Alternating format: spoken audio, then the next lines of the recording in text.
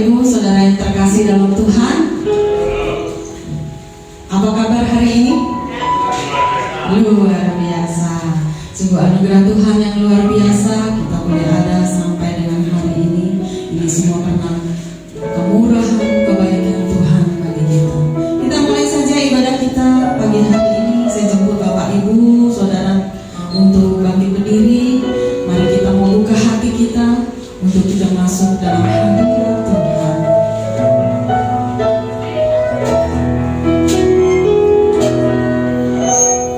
Yang ku sembah hanya Yesus, yang ku puja hanya Yesus, yang ku sanjung hanya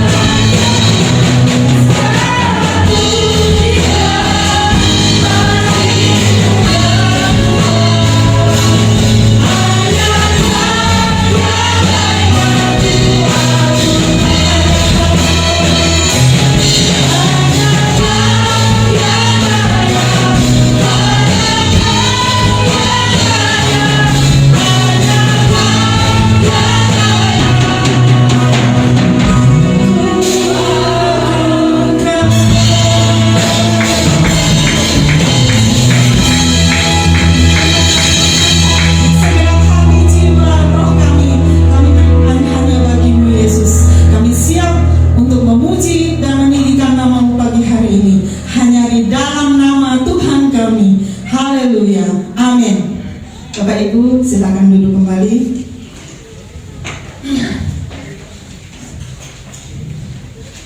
Tahun 2022 ini kita sudah masuki selama 23 hari.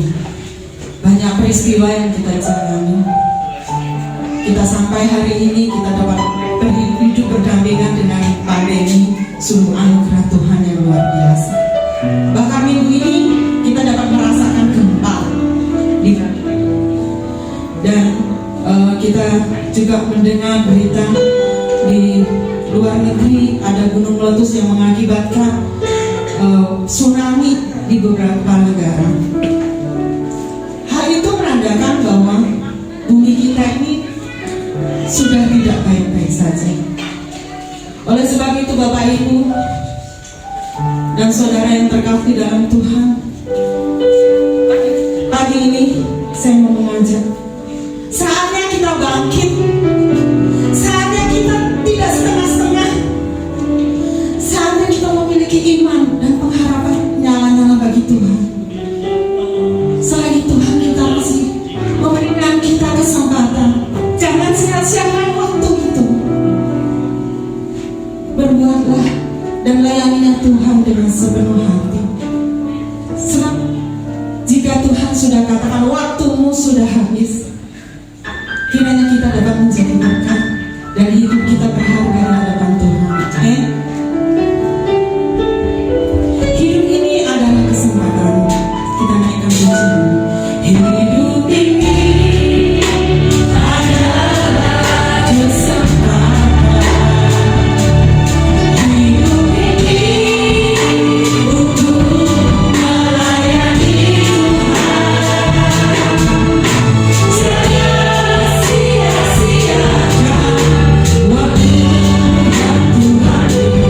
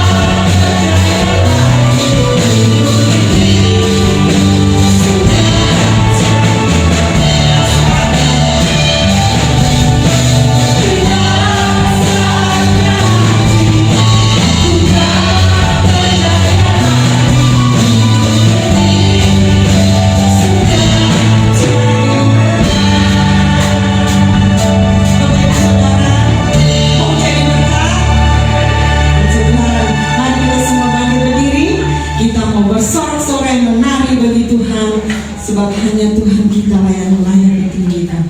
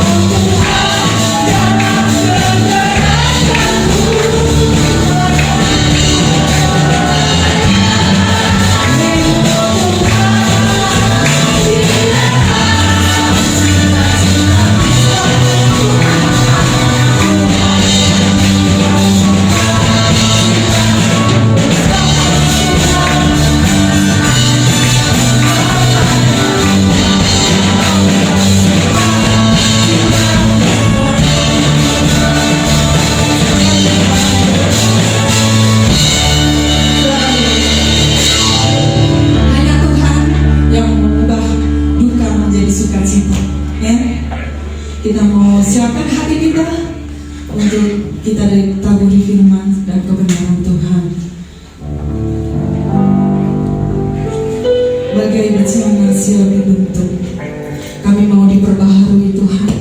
Kami mau diubah, kami mau ditegur melalui kebenaran pagi hari ini, sehingga hidup kami setiap hari semakin disempurnakan bagimu.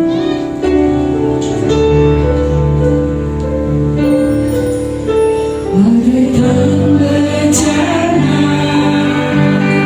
siap dibentuk, demikian hidupku di tangan-Mu, dengan urapan kuasa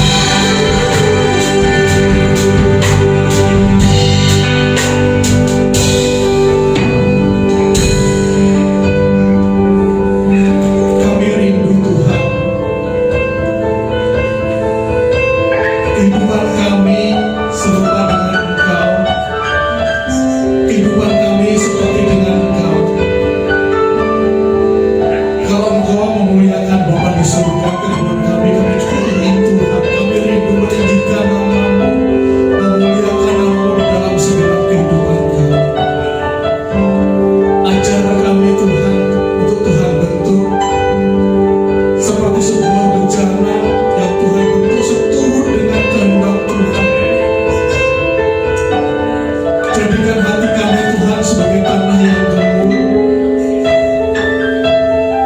yang siap dibentuk oleh Tuhan, seperti tanah liat yang dibentuk oleh Tuhan menjadi bejana yang indah.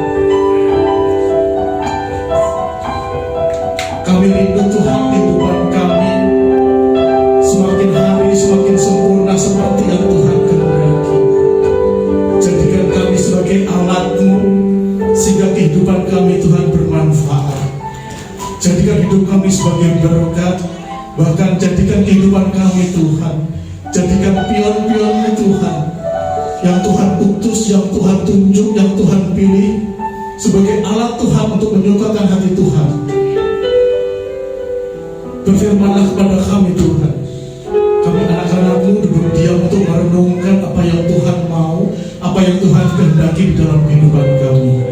Di dalam nama Tuhan Yesus yang siap dengan firman Tuhan, sama-sama kita katakan amin.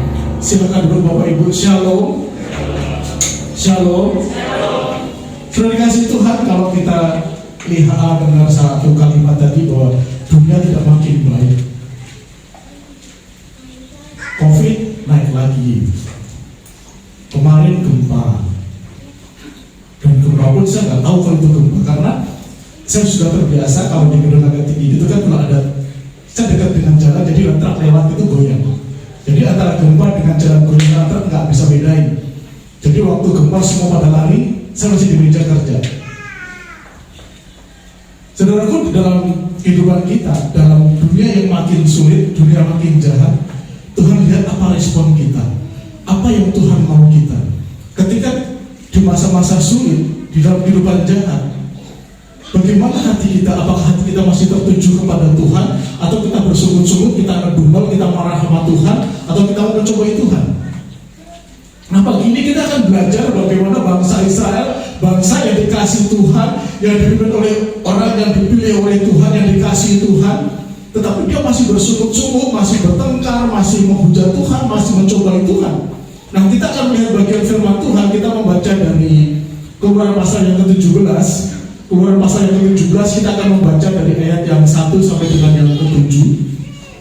Keluaran pasal yang ke-17, kita membaca ayat yang pertama sampai dengan yang ke-7. Kemudian berangkatlah segenap jemaah Israel dari padang gurun Sin, berjalan dari tempat persinggahan ke tempat persinggahan sesuai dengan titah Tuhan. Lalu berkemahlah mereka di Rafidim, tetapi di sana tidak ada air untuk diminum bangsa itu. Jadi mulailah mereka itu bertengkar dengan Musa, lalu mereka berkata, berikanlah air kepada kami supaya kami dapat minum. Tetapi Musa berkata kepada mereka, mengapa kamu bertengkar dengan aku? Mengapa kamu mencobai Tuhan? Mengapa kamu bertengkar dengan aku? Mengapa kamu mencobai Tuhan? Hauslah bangsa itu akan air di sana. Bersungut-sungutlah bangsa itu kepada Musa dan berkata, mengapa pula engkau memimpin kami keluar dari Mesir untuk membunuh kami, anak-anak kami dan ternak kami dengan kehausan? Lalu berseru-serulah Musa kepada Tuhan, katanya, apakah yang akan kulakukan kepada bangsa ini? Sebentar lagi mereka akan melempari aku dengan batu. Berfirmanlah Tuhan kepada Musa, berjalanlah di depan bangsa itu dan bawalah beserta engkau beberapa orang dari antara para tua-tua Israel. Bawalah juga di tanganmu tongkatmu yang kau pakai memukul sungai dan pergilah. Ayat yang ke-6, maka aku akan berdiri di depanmu di atas gunung batu di Horeb. Haruslah kau pukul gunung batu itu, dari dalamnya akan keluar air sehingga bangsa itu dapat minum. Demikianlah diperbuat Tuhan, diperbuat Musa di depan mata-mata tua Israel. Dinamailah tempat itu Masa dan Meriba, oleh karena orang Israel telah bertengkar dan oleh karena mereka mencobai Tuhan dengan mengatakan, adakah Tuhan di tengah-tengah kita atau tidak? Bapak yang dikasih Tuhan, seringkali ketika ada pergumulan, ada satu masalah, ada satu kesulitan, seringkali kita tanpa sengaja dalam hati kita mungkin berkata gini, Tuhan itu ada nggak sih? Tuhan itu nyata Yakus nggak sih? Kita ngedumel. Terus sekarang katanya COVID udah naik lagi. Kita langsung menghujat pemerintah. Pemerintah gimana sih? Kok naik terus? Bapak Ibu, kalau kita melihat pembacaan di sini, ketika kita menghujat Tuhan, kita bertengkar dengan seorang pemimpin yang dipilih oleh Tuhan, kita bersungut-sungut. Itu diparalelkan dengan kita mencobai Tuhan. Nah, sebelum masuk lebih dalam, yuk kita melihat dulu apa arti dari mencobai. Bapak Ibu, mencobai kalau saya melihat dari bahasa Ibrani-nya, itu artinya dia mengetes, dia mencobai, dia menguji, dia ingin membuktikan. Tetapi di dalam Septuaginta atau di dalam Perjanjian Lama yang ditulis dengan bahasa Yunani, di situ diartikan sebagai mencoba pengalaman. Dia ingin membuktikan, dia ingin mencobai mengetahui dari pengalaman, bahkan di dalam artian dia menggoda. Menggoda di sini menggoda untuk diyakinkan, menggoda untuk dibuktikan. Jadi Bapak Ibu, makna dari mencobai Tuhan di dalam berikut yang kita baca tadi. Sebelum kita melihat maknanya, yuk kita lihat dulu bentuk-bentuknya apa sih mencobai Tuhan. Tadi dikatakan di ayat 3, bersungut-sungutlah mereka. Bersungut-sungut. Berapa kali bangsa Israel bersungut-sungut kepada Tuhan? Kalau kita melihat bagian-bagian sebelumnya, kita lihat di pasal yang ke-14, yang ke-15, yang ke-16, kita melihat banyak sekali bangsa Israel bersungut-sungut. Bahkan kalau dihitung itu lebih dari 16 tempat bangsa Israel bersungut-sungut. Yang pertama, ketika dia dikejar oleh tentara Fir'aun, ketika dia mentok di satu laut, mereka bersungut-sungut. Ketika di Mara nggak ada air untuk diminum atau airnya pahit, mereka bersungut-sungut. Ketika di mana nggak ada makan, dia bersungut-sungut. Bahkan mereka sudah melihat bagian-bagian sebelumnya, masa-masa sebelumnya, ketika dia bersungut-sungut, ketika dia marah dengan Tuhan, dia lupa bahwa Tuhan sudah memelihara, Tuhan sudah menjaga, Tuhan sudah menyertai mereka. Apa yang dia butuhkan selalu disediakan. Tetapi di bagian yang kita baca tadi, kok yang masih bersungut-sungut gitu loh. Kalau kita berbicara bersungut-sungut, Bapak Ibu, bersungut-sungut adalah sesuatu yang tidak dikehendaki Tuhan. Kenapa? Karena ketika kita bersungut-sungut, berarti kita ada keraguan-keraguan kepada Tuhan, keraguan-keraguan tentang kedaulatan Tuhan. Karena bersungut-sungut adalah manifestasi kekurang tidak percayaan kita kepada Tuhan. Bersungut-sungut adalah manifestasi bahwa kurangnya iman kita kepada Tuhan, manifestasi ketidakpuasan kepada Tuhan, manifestasi dari ketidakpercayaan pengaturan Tuhan.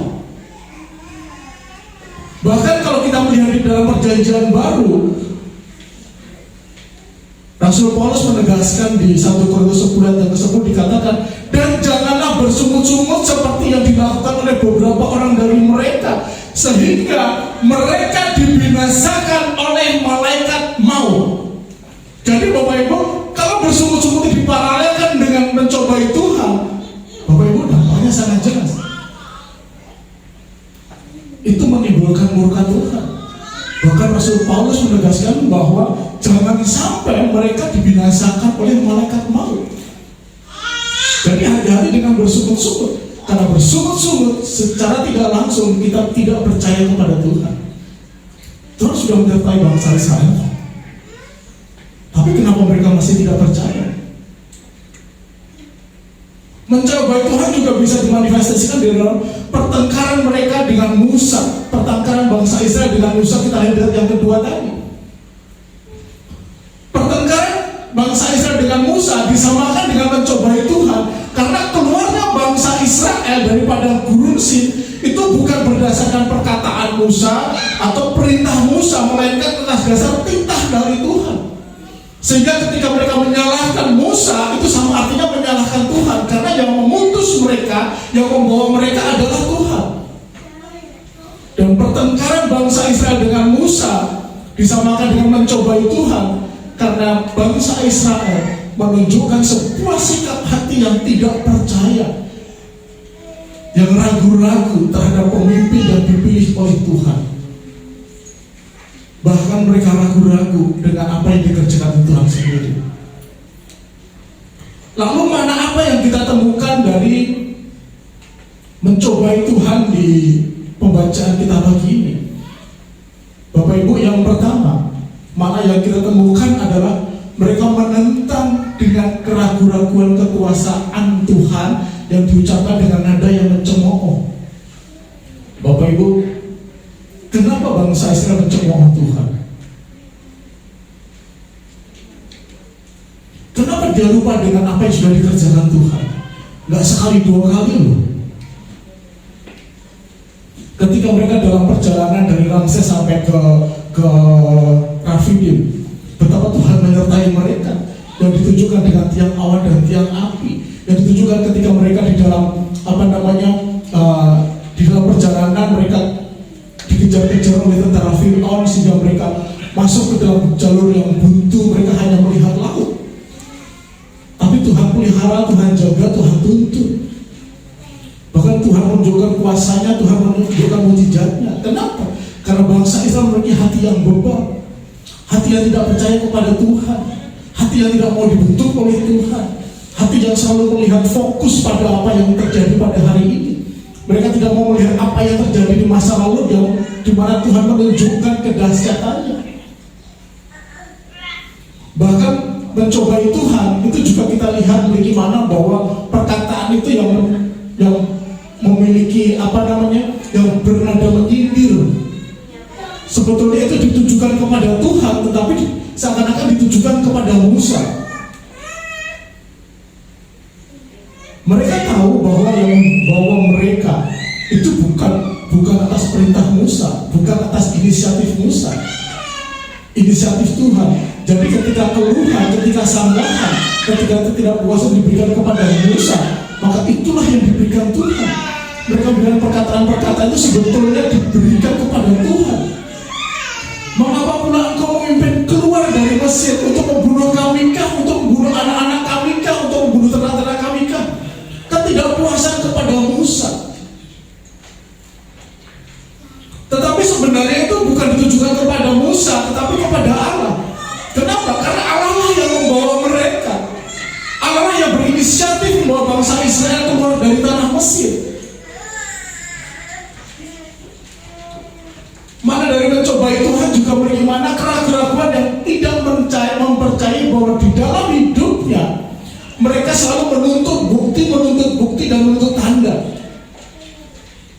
Bapak Ibu, yang saya katakan tadi, betapa Tuhan sudah menunjukkan bukti kepada mereka, betapa Tuhan sudah menunjukkan tanda-tanda keajaibannya kepada mereka. Tapi kenapa mereka masih minta tanda.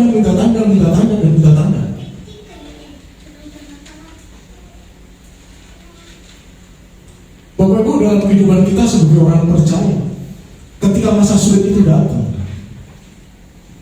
ketika pergumulan itu datang,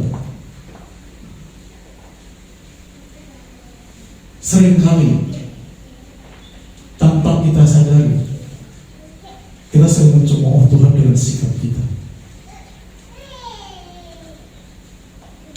Ketika masalah datang, misalkan masalahnya masalah kecil yang biasa kita hadapi, seringkali kita gue bisa nih melewati. Kecil, masalah cermet tuh. Bapak Ibu, tanpa kita sadari, mulut kita mengeluarkan cemoohan kepada Tuhan, merasa sok bisa, merasa pintar. Bahkan kita juga sering nyindir kepada Tuhan. Bahkan kita ragu, tidak percaya kepada pernyataan Tuhan. Seberapa sering kita berkeluh kesah pada masalah kita. Seberapa sering kita gak percaya dan meminta bukti kepada Tuhan. Seringkali kita berdoa itu untuk mempengaruhi Tuhan supaya Tuhan mengikuti apa yang kita mau. Lalu yang terjadi ketika Tuhan gak kasih, kita menuntut Tuhan. Kita minta tanda kepada Tuhan. Sebagai contoh gini, Tuhan kalau aku nanti sembuh Tuhan, aku mau. Dia minta tanda, aku mau ini, kalau tandanya aku sembuh. Tuhan, aku mau diberkati Tuhan, kalau diberkati aku mau. Kita mau melakukan sesuatu, tapi minta tanda minta diberkati dulu, minta disembuhkan dulu, minta bla bla bla dulu, minta bla bla bla dulu.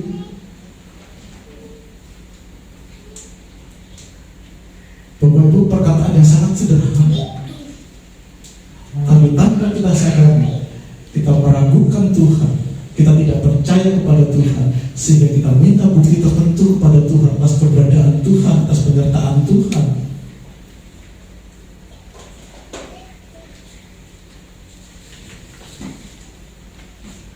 Bapak Ibu, kapan biasanya kita menghujat Tuhan? Kapan bangsa Israel menghujat Tuhan? Yang pertama, bangsa Israel menghujat Tuhan ketika hidup mereka, kerjaan mereka makin susah. Kita seringkali menghujat Tuhan kalau hidup kita makin susah. Hari-hari ini ekonomi Indonesia katanya makin sulit, kerjaan makin sulit. Kemarin di tempat saya ada efisiensi lagi, makin sulit. Kapan bangsa Israel merasakan kehidupan atau kerja mereka makin susah? Ketika Fir'aun memperberat pekerjaan mereka yang semula, yang hanya membuat batu bata, tetapi kemudian ditambah dengan mencari jerami, mencari bahan baku batu bata, bikin batu batanya susah. Ditambah lagi dia harus mencari jerami.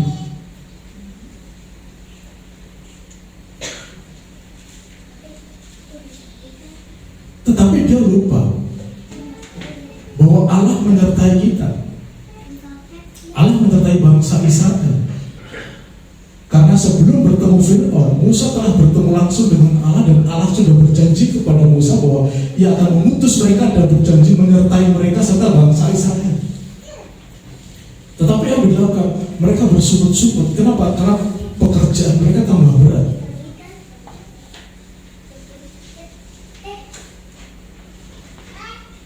Kelihatannya sederhana Bapak Ibu, tapi bagaimana dengan kehidupan kita ketika hidup kita, kerjaan kita makin susah? Kita mencobai Tuhan dengan ngedumel, dengan sungut-sungut, atau ketika keselamatan mereka terancam, nyawa mereka terancam. Ketika bangsa Israel di tepi laut mati atau laut Teberau, di saat pasukan Firaun sudah dekat mengejar mereka, mereka bersungut-sungut kepada Tuhan. Mereka mulai meragukan penyertaan Tuhan. Padahal di dalam perjalanannya Tuhan sudah menunjukkan bukti-buktinya. Tuhan menyertai mereka dengan tiang awan dan tiang api. Tetapi apa yang terjadi? Mereka menghujat Tuhan, mereka berseru-seru kepada Tuhan. Bersungut-sungut kepada Tuhan.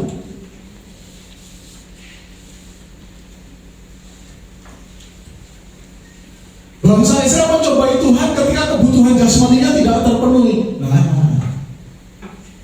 Bapak Ibu, minum air yang pahit bersungut-sungut, gak ada makanan bersungut-sungut, gak ada air bersungut-sungut, kebutuhan dasarnya tidak terpenuhi. Nah, lalu bagaimana dengan kita?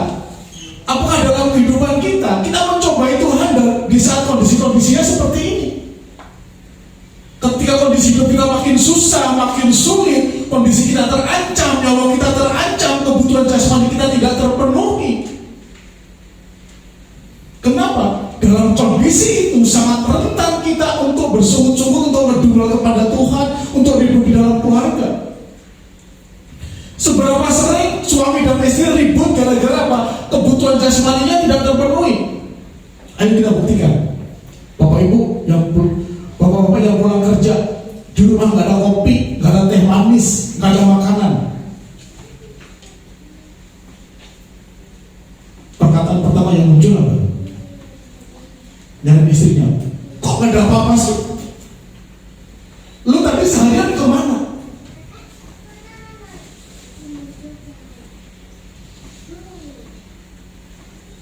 Bapak Ibu, kebutuhan jasmani rentan sekali membuat kita ribut dengan pasangan kita, ribut dalam keluarga. Ujung-ujungnya apa? Ujung-ujungnya nyalahin Tuhan.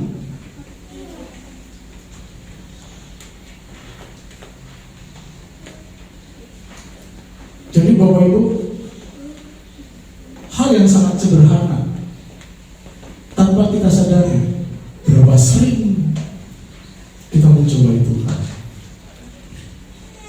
Lalu mengapa bangsa Israel mencobai Tuhan? Karena bangsa Israel tidak puas dengan kenyataan dan tidak bersyukur, sehingga kecenderungannya selalu menuntut apa? Menuntut pemeliharaan Tuhan. Berilah kami minum. Kalau kita lihat di ayat yang kedua, Bapak Ibu, Tuhan kan sudah sediain semua. Kalau kita masih Tuhan minta, Tuhan berilah kami minum Tuhan, berilah kami makan Tuhan, berilah kami ini bla bla bla Tuhan, Tuhan berilah rumah ini Tuhan, berkati aku Tuhan. Bapak Ibu, keterlaluan tau gak? Kenapa keterlaluan? Kita kan seharusnya nyalain Tuhan dengan melayani Tuhan, tapi seringkali kebalikannya, kita menuntut Tuhan, Tuhan melayani kita.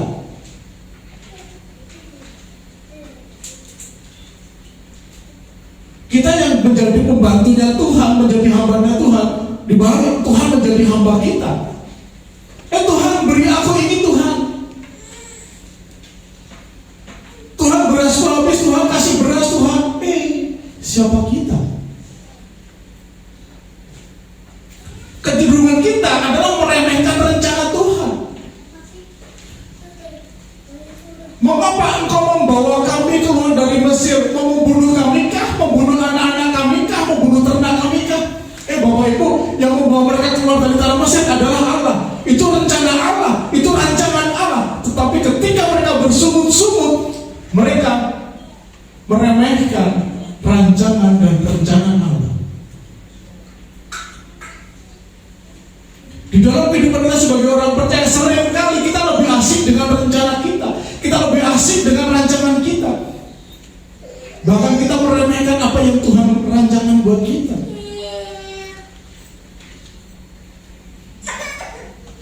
Seberapa sering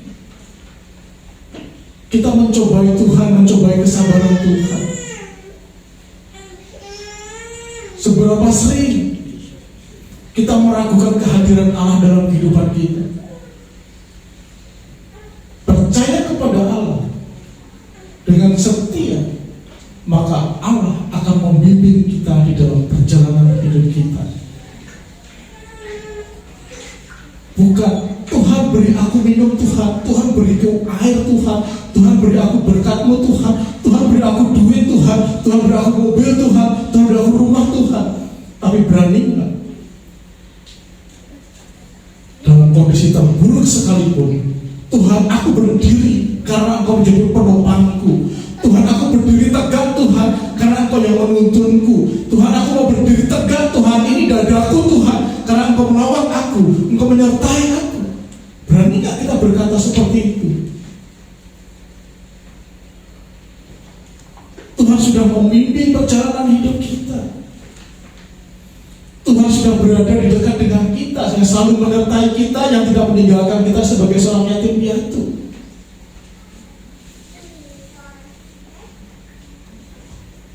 Bangsa Israel bersungut-sungut kepada Tuhan karena mereka berfokus pada kesulitan, berfokus pada masalah, berfokus pada yang tidak dia lihat, tetapi apa yang dia lihat. Ketika mereka dikejar-kejar tentara Fir'aun, ketika mereka nyampe di Laut Tiber, laut mati, apa yang dia lihat? Ada lubang gede banget, gua gak bisa lewat. Tentara Fir'aun sudah dekat di belakang kita. Fokusnya pada masalah. Dia lupa penyertaan Tuhan. Dia lupa mujizat yang sudah dibuat oleh Tuhan. Ketika sampai di Rafidim, yang ada, nggak ada air, yang ada batu, yang ada gunung, yang ada kekeringan. Dia lupa. Belum lama Tuhan sudah menunjukkan mujizatnya ketika mengubah air pahit menjadi ayat yang manis. Ketika di mana mereka butuh makanan, Tuhan sediakan. Bahkan sampai berkelimpahan. Dia lupa. Kenapa? Karena fokusnya yang dilihat adalah masalah yang ada di depan mata. Sehingga akal sehatnya tak muncul. Ketika yang dia lihat tidak sesuai dengan yang dia harapkan, dia marah sama Tuhan.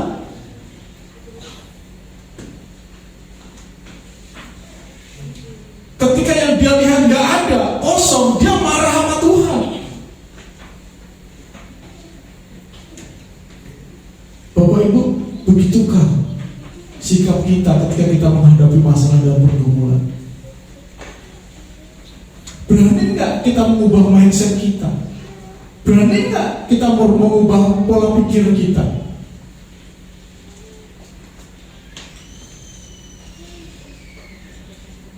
Seringkali Bapak Ibu, kita tahu Tuhan berjalan memimpin kita di dalam segenap kehidupan kita. Tuhan melawat kita, Tuhan menyertai kita. Tetapi ketika kita tidak mendapatkan sesuatu yang tidak sesuai dengan yang kita harapkan, kita lupa. Kalau bangsa Israel bersungut-sungut, itu karena mereka tidak percaya pada kebenaran. Yang mereka dengar adalah kebohongan. Kebohongan dari siapa? Bapak Ibu, kalau saya membaca beberapa literatur tentang perjalanan dari bangsa Israel dari Mesir menuju Kanaan, ternyata yang ada di situ yang lebih dari 650.000 orang Mesir tadi, ternyata tidak semua orang Yahudi. Ternyata ada mereka orang-orang non-Yahudi, orang-orang yang tidak kenal Tuhan yang masuk ke dalam mereka, dan mereka membuat membuat isu, membuat gosip.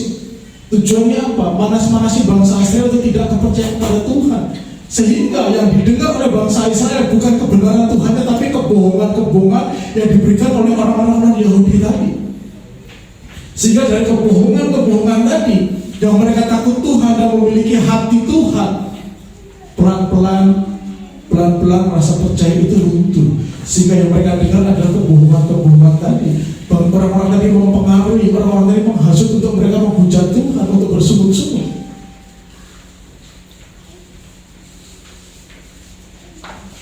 Bapak Ibu, kualitas hidup kita, kualitas iman kita, itu bisa kita lihat dari siapa orang-orang yang ada di sekitar kita, dengan siapa kita berteman. Kualitas hidup kita dapat dilihat dari siapa orang-orang yang ada di sekitar kita.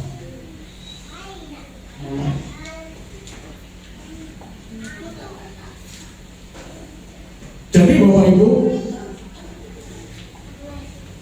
orang yang dekat Tuhan itu bukan berarti hidupnya gak punya masalah. Orang yang dekat Tuhan itu berarti dia gak punya tantangan hidup.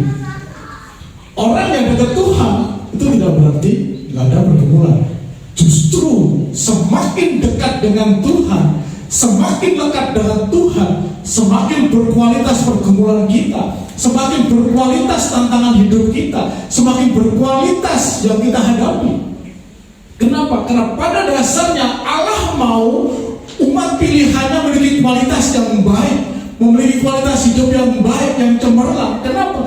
Karena mereka bukan sekedar pemenang, tapi mereka lebih dari pemenang, sehingga kualitasnya harus di atas dari rata-rata. Kenapa? Bapak Ibu, orang yang bekerja sebulan, hitunglah bekerja 21 hari.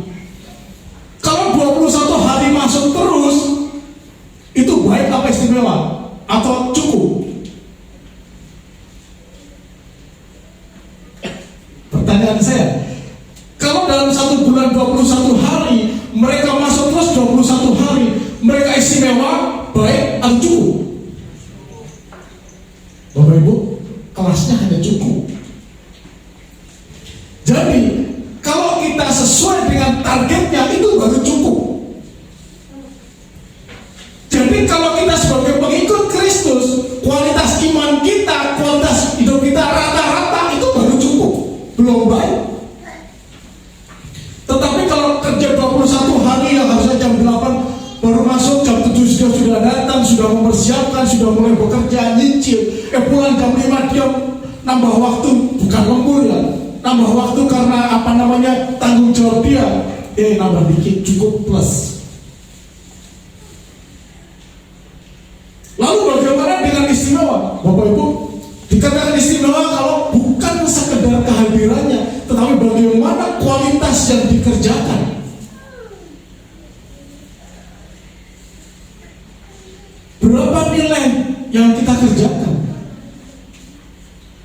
Kalau indikatornya, kualitas yang dikerjakan dikatakan cukup kalau nilainya 80, nilainya 100. Kalau nilainya 110, itu baik. Kalau nilainya 150, baik banget.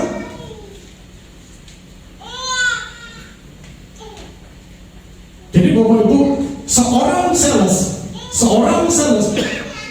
dia memenuhi targetnya. Ketika target tercapai 100%, itu baru cukup. Dan untuk mencapai 100% itu masalahnya banyak banget, tantangannya banyak banget. Datang ke toko ditolak, datang ke pasar ditolak. Kalau sekali ditolak dia mundur, boro-boro 50%, 20% nyampe nggak tahu. Dia berani hadapi tantangan. Justru setiap tantangan datang itu merupakan fondasi dia untuk menjadi lebih baik. Nah, bagaimana dengan hidup kita sebagai orang percaya, sebagai pengikut Kristus? Tantangan hidup kita bersama Tuhan makin hari makin banyak. Kita taat nggak dengan berharap kepada Tuhan? Kita berani nggak menghadapi tantangan?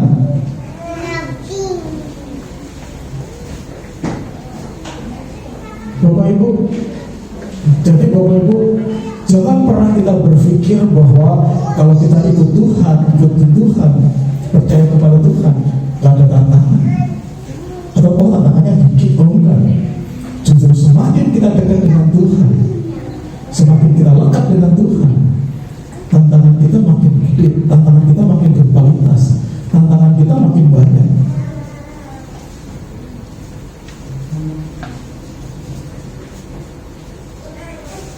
Bagaimana sikap kita menghadapi tantangan hidup kita? Hari demi hari, waktu demi waktu.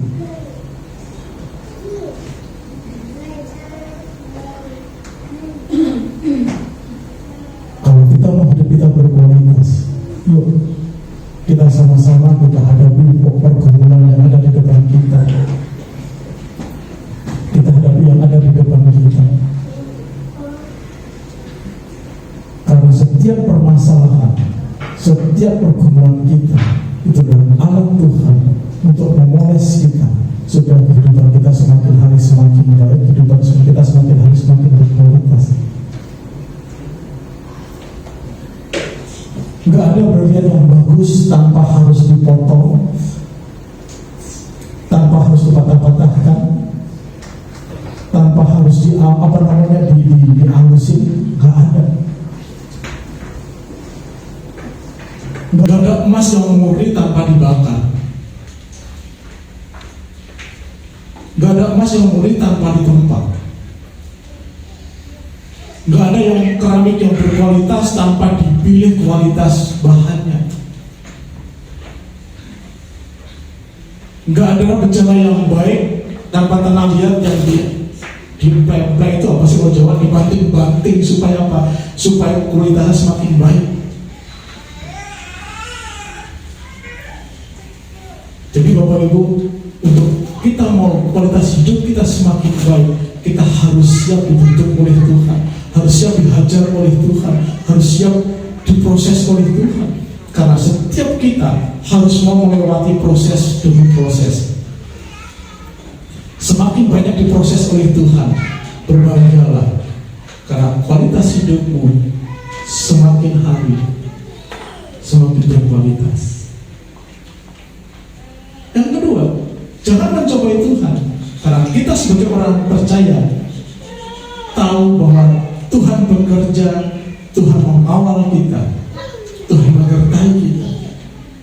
Jadi Bapak Ibu, di dalam segenap kehidupan kita diarahkan oleh Tuhan untuk tidak bersungut-sungut ketika persoalan itu ada di depan kita. Bapak Ibu, yuk kita noleh ke belakang sedikit. Seberapa banyak masalah yang sudah kita lewati? Gak usah jauh-jauh deh. Sekarang tanggal 23 hari di tahun 2021, sudah berapa banyak masalah yang kita lalui? Mundur dikit selama tahun 2021, seberapa banyak yang sudah kita lalui? Bapak Ibu, di tahun baru kemarin saya jalan sama istri, tiba-tiba istri saya tuh, tahun 2021 kita perkembangannya gede banget ya, apa? Kita nggak pernah ribut, kita nggak ada ngeyel-ngeyelan gitu. Kenapa? Bapak Ibu, saya sangat terberkati ketika saya dibangunkan oleh istri saya melalui lagu pujian. Jadi istri bangun jam 3, masak, ngetekin kompor, main musik. Itu yang membangunkan saya. Dan ternyata itu memiliki dampak yang luar biasa. Artinya gini, kalau hidup kita hari dengan hari lepas hari, sepanjang hari kita, kalau kita buka bersama dengan Tuhan, kita percaya Tuhan bekerja untuk kita. Tuhan mengawal kehidupan kita dari matahari terbenam sampai matahari terbit, sampai terbenam lagi kita ada dalam pemeliharaan Tuhan. Artinya bahwa setiap detik, setiap menit, setiap jam, setiap waktu kita ada di dalam pengawalan Tuhan, kita ada di dalam pemeliharaan Tuhan, sehingga setiap orang percaya tidak ada alasan untuk bersungguh-sungguh. Setiap orang percaya tidak ada alasan untuk berdumel kepada Tuhan, apalagi kita mencobai Tuhan. Lalu bagaimana dengan hidup kita?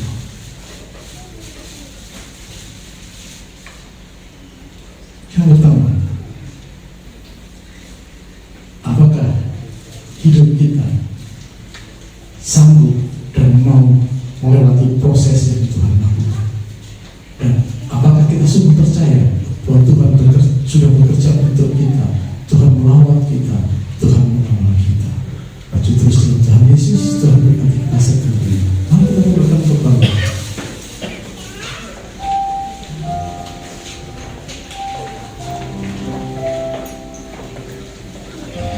kami bersyukur Tuhan,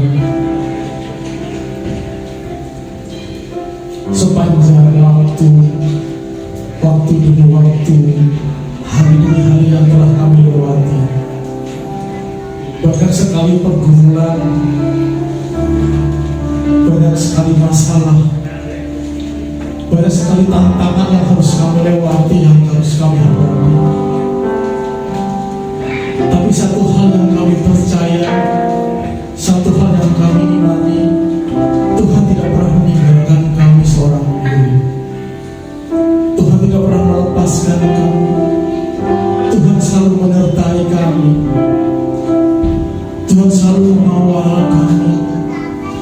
Karena kami tahu Tuhan, kami selalu berjalan bersama dengan Tuhan di dalam segenap kehidupan kami. Inilah kami Tuhan.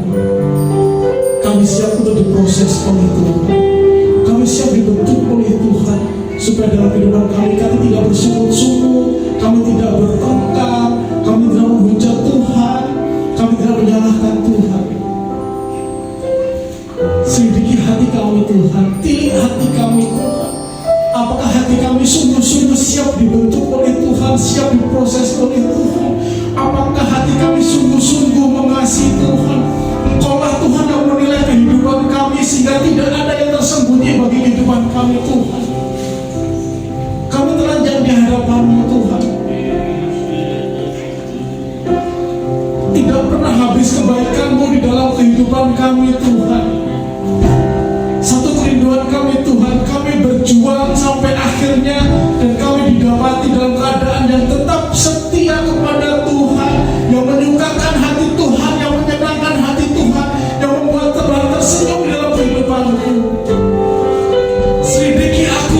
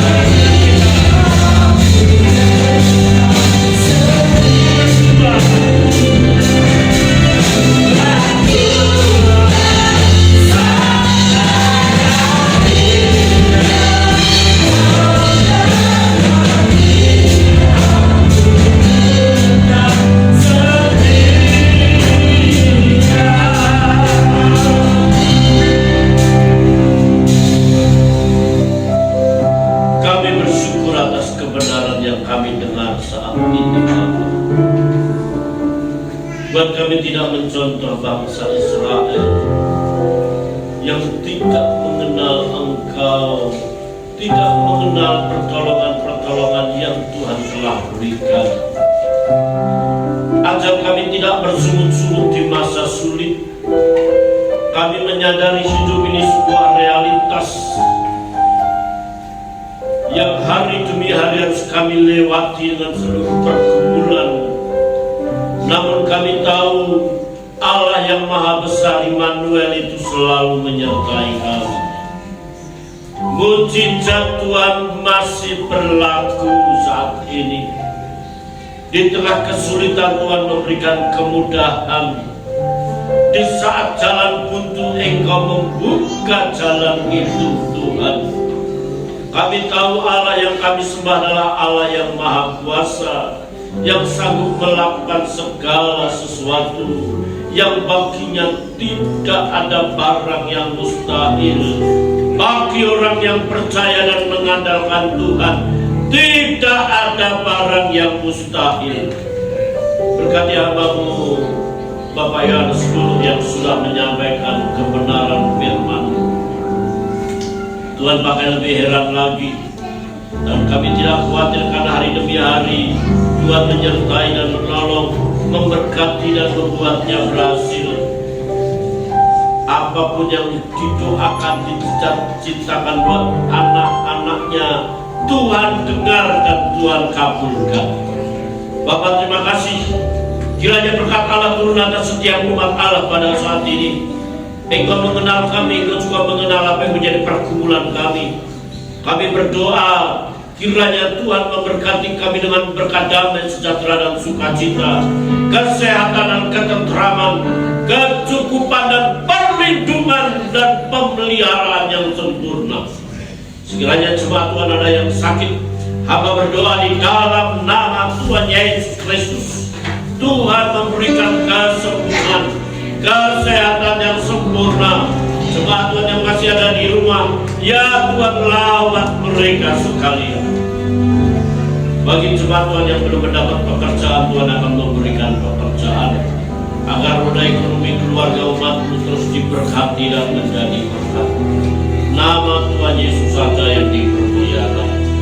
Apapun yang menjadi mata pencarian kami sebagai pegawai negeri, sebagai karyawan-karyawan, sebagai pedagang dan apapun yang dikerjakan, Tuhan memberkati dan jadikan kami juga berkat bagi orang-orang di sekeliling kami, khususnya bagi pelayanan di tempat ini. Bapak terima kasih. Sebelum jemaat Tuhan pulang, jemaat Tuhan akan memberi persembahan bagi-Mu. Berkati persembahan umat-Mu akan berarti untuk pelayanan di tempat ini. Jemaat Tuhan semakin diberkati Tuhan dan nama Tuhan dipermuliakan. Pimpin perjalanan kami pulang sampai ke rumah dengan selamat, dengan penuh sukacita dengan membawa berkat Tuhan. Saudara arahkan mata hatimu dan pulanglah dengan berkat Tuhan. Kiranya damai sejahtera dari Allah Bapa, kasih karunia daripada Yesus Tuhan Juru Selamat kita, dan persekutuan Roh Kudus menyertai, memelihara engkau pagi ini sampai Maranatha Yesus datang menjemput kita. Di dalam nama Tuhan Yesus Kristus kami berdoa. Haleluya. Amin.